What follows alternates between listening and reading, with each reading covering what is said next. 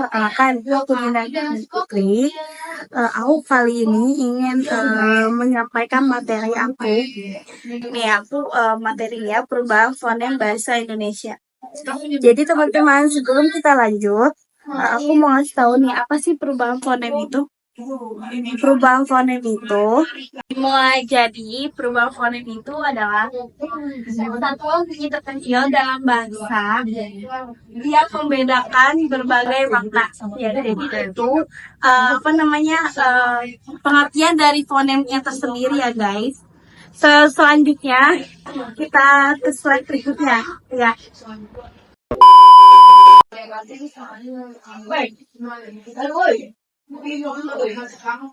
Punya tuh mana? Ini ada dua deh. Oh my god! Wow! Jadi aku kali ini membahas perubahan fonem. Perubahan fonem itu apa sih guys? Ada yang tahu gak?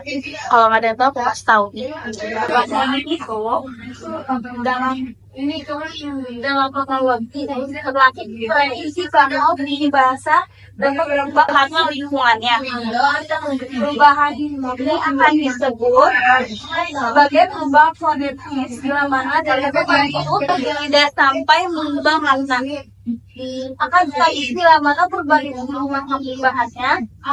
berubahnya makna dapat dikatakan bahwa perubahan tersebut bersifat fonetis.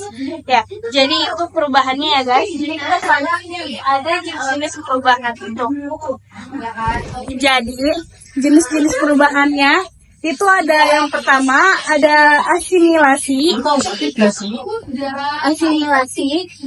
Itu fonem berubah agar lebih mirip dengan bunyi di sekitarnya. Yang kedua itu ada dissimilation. Fonem berubah supaya tidak mirip dengan bunyi di sekitarnya. Yang ketiga itu ada metatesis ya. Metatesis itu pertukaran posisi antara bunyi dalam kata. Selanjutnya ada elitis guys ya. Elitis itu penghilang satu fonem atau lebih dari kata. Selanjutnya ada epentesis. Epentesis itu penambahan bunyi ke dalam kata. Ya, selanjutnya ada protesis. Protesis itu penambahan fonem di awal kata. Dan yang terakhir ada aversesis, yaitu penghilang fonem di awal kata ya. Jadi itu banyak banget ya guys jenis-jenisnya. Selanjutnya ini ada contoh perubahannya nih. Contoh perubahannya ini ya guys, contoh perubahannya.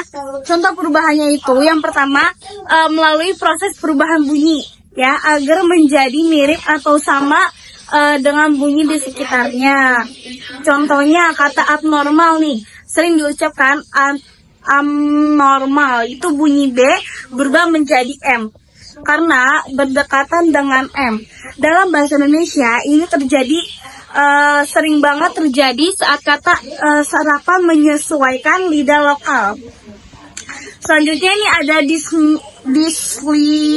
dissimilation ya guys ya, dissimilation ya. Dissimilation itu ini ada proses perubahan bunyi agar tidak mirip dengan bunyi lain yang berdekatan.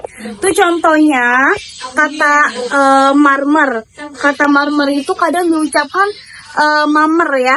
Jadi nggak ada R-nya ya dalam percakapan cepat. Untuk menghindari pengulangan bunyi R ya, sering banget diucapkan kayak mamer gitu kan, harusnya kan marmer ya. Jadi karena percakapan terlalu cepat, jadi kata R itu nggak terucap. Selanjutnya ini ada metatesis. Metatesis itu apa sih? Yaitu perubahannya posisi atau penukaran tempat fonem dalam satu kata ya.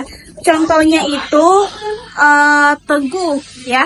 Dari kata dasar tegur dari kata dasar tegur dalam variasi dialek ya.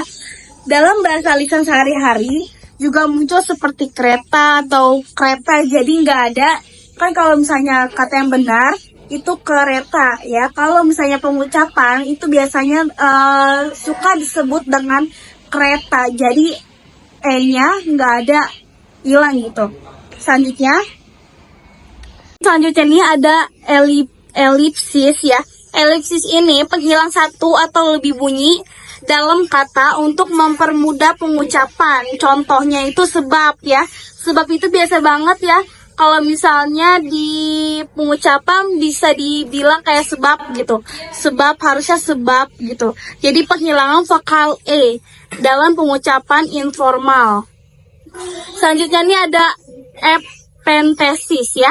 Itu penambahan bunyi baru ke dalam kata. Contohnya seram jadi serem gitu. Jadi kayak ya, jadi serem harusnya kan ya, harusnya kan a. Jadi penambahannya tuh jadi jadi untuk mempermudah pelafalan ya.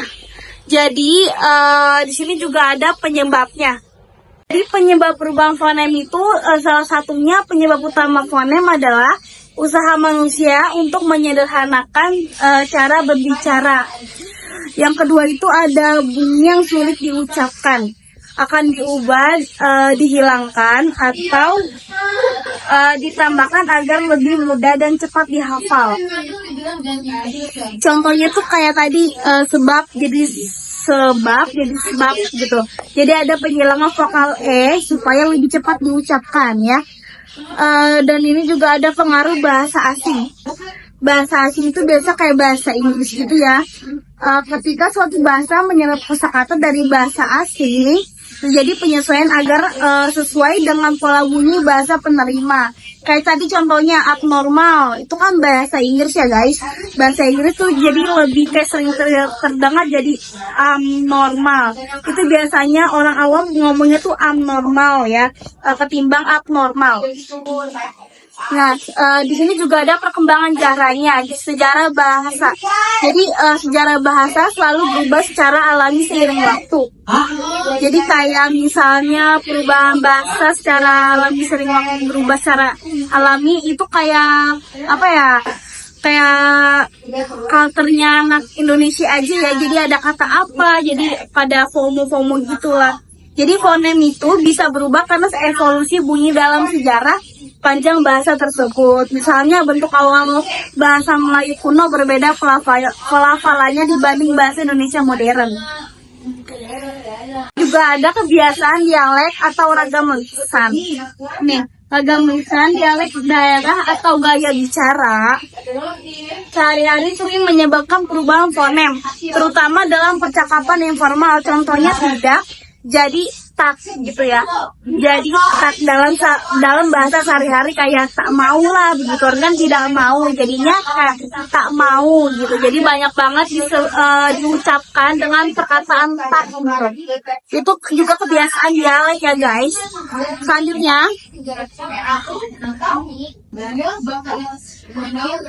ya, jadi materi kita habis ya, udah habis. Guys, jadi materi kita udah selesai hampir ini. Jadi udah semua aku jelasin tadi ya. Semoga bermanfaat ya guys. Terima kasih. See you next time. Bye bye.